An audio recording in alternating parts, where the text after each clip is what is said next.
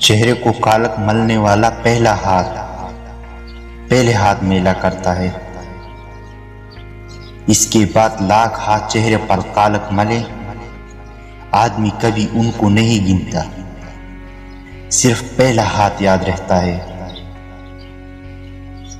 ये मुसलमानों का मुल्क है, यहाँ कुरान पर मर मिटते हैं, मगर कुरान के मुताबिक जीता कोई नहीं।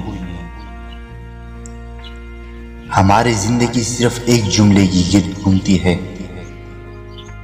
कि लोग क्या कहेंगे, लोग क्या सोचेंगे।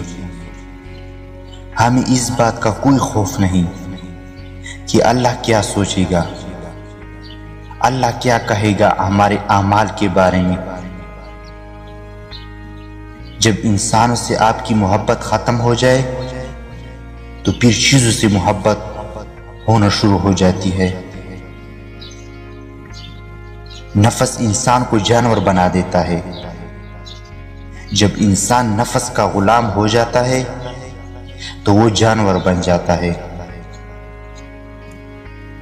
दुनिया औरत की माजी को कभी नहीं भूलती, दुनिया सिर्फ मर्द की माजी को भूलती है। दुनिया में ऐसा कोई ना कोई जरूर होता है जिसका कोई आपको बुरी नहीं लगती, जिस पर कभी आपको गुस्सा नहीं आता,